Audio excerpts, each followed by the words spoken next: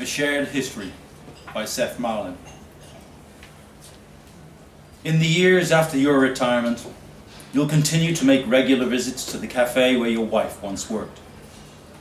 This will be one of the 2 indulgences you still allow yourself. One such occasion will fall on a snowy afternoon in early February. You'll push the door open with a jingle, stomp off your boots, unwind the scarf from around your neck. The transition will fog your glasses, imbue the scene with a glow like nostalgia. The establishment will be nearly empty, save for a few patrons working on laptops. The young woman behind the bar will be following their example, her attentions drifting between screen and page. She'll look up from her own work as you enter, will smile, push back from the counter. "Mr. Simmons!"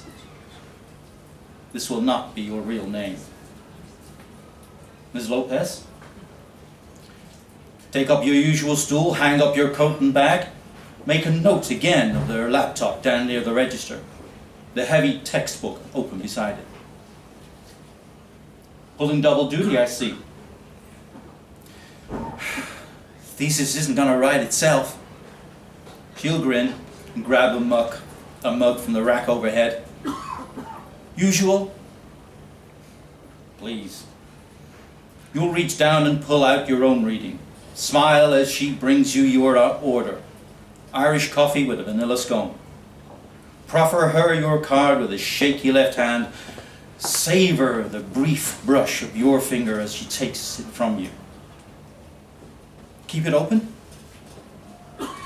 For now. Stir your coffee and sip, enjoying the gentle warmth as it goes down. The whiskey will be the second of your indulgences, having become nearly impossible to find now where you came from. You will recall the way she used to harass you in later years for such extravagances, your insistence on small comforts. "The days we have are so short," you used to tell her, "and so few." She'll look up from her studies now and say, "Sorry, I didn't catch that." "Forgive me." You'll realize you were speaking aloud. "Just an old man rambling. I didn't mean to interrupt." "You're not," she'll say. "Still got to hold down the shop anyway." She'll set aside her book for a moment, take up a rag for a quick wipe down to the booths. On the way back, she'll be carrying a tub clattering with dishes. She'll sneak a peek over your shoulder as she passes, but otherwise leave you alone. Focus on your own reading for the moment. Let her company be enough. Later, after the sun has fallen in the sky, she'll ask you, "Another?" This should be your sign that you've lingered too long. She'll bring you the tab, and as you wait for her to run the card, you'll begin to gathering up your things. Yet again, her attention will be drawn to the book in your hand. "Sorry," she'll say, "just trying to see what you're reading." "Collected poems," you'll inform her. "Jack Gilbert, a perennial favorite." "Oh, poetry. You always did strike me as a romantic. I think the word you're looking for is sentimental." She'll laugh at this, at a snort that quickly pitches into a giddy shriek. How long has it been since you've heard that sound? With grad and teaching, I don't get to read for pleasure as much. A strange look will cross her face. "It's funny, my friend has that exact same book in his apartment. Same edition, same dust jacket, everything." "My copy has a bit more wear, I imagine." You'll feel a small smile settle on your lips. You hadn't thought about it when you chose to bring this book in particular, but it does make for a happy coincidence. "A friend," you'll say? "Would this be the friend from recently?" Can't make that obvious. "I've learned to pick up is all."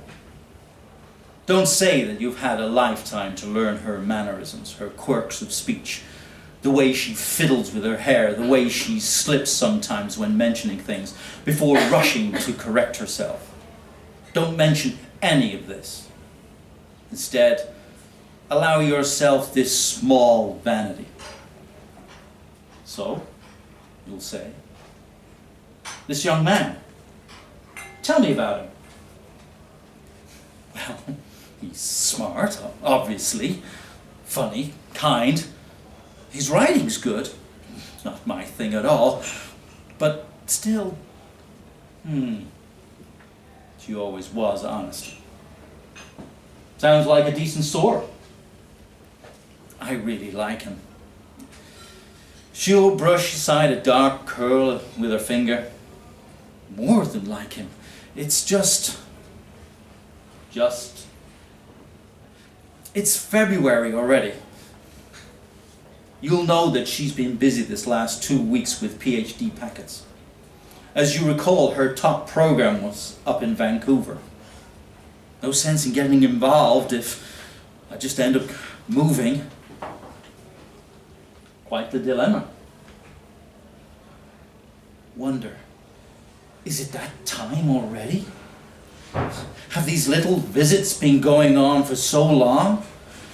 It seems your perception of time grows blurrier each passing year. And what does he think? Here for another year at least. Wants me to hold off. I see. Remember how now you were at that age? A dreamer, a little selfish, enamored of your books and your writing, the romance which such pursuits inevitably suggest to the young. You will remember her face now by the hazy lights of so many parties, the conversations lying in bed at night regarding your future, your dreams, your goals, your fear, oft vocalized of losing her. Even then, you knew she was better than anybody you probably deserved. But you'll also know that some part of her resented you later for the choices you asked her to make. You've learned over the years that love, like any flame, operates like an organism. Its first imperative is to feed itself. I'm sorry, she'll say. I didn't mean to bore you. Nonsense. Outside, the heavy snowfall will remind you, quite unexpectedly, of ash. Recall then a memory of the I-90 passing through Spokane, in the years after things got truly bad. The light that morning a sickly yellow-brown, the air a taste of metal on the tongue. Amidst the plumes of smoke and blowing cinders, a single vehicle on fire by the side of the road, its occupants, a family of 4, fleeing the car, also on fire. Their hair and their clothes already melted, their screams rising and falling in a Doppler effect. In the rear view, each one stumbling, then finally collapsing as they succumb to the flames. Your wife, of course, will die years before any of this. An aneurysm of all things, killing her quietly in her sleep after some 40 years. But do not tell her any of this. Do not tell her about your son. Do not tell her how old he was when he died. Do not think of the miles and miles of blackened corpses, the charred limbs rising from the ditches like so many wildflowers. Mr. Simmons, forgive me. Take a moment to compose yourself. The mind wanders as one grows older. I should get home. Thank you, as always, for the coffee and the conversation. Of course. That easy smile again. You'll turn to go. But before you can get out the door, a moment of impulse will stay your feet. Turn back. Ms. Lopez, may I say something? She'll be busy drying and stacking glasses.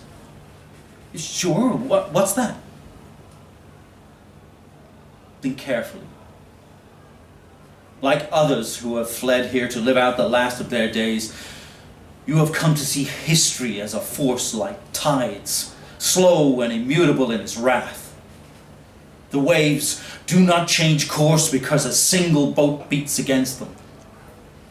The Archduke will inevitably be shot dead in Sarajevo. But perhaps beforehand his assassin might order a roast beef sandwich rather than mutton. You have come to realize that we must act on the limited choices available. That love, at its truest, seeks to create, to nurture, to set free. Perhaps there may be a time to seek out our greater selves.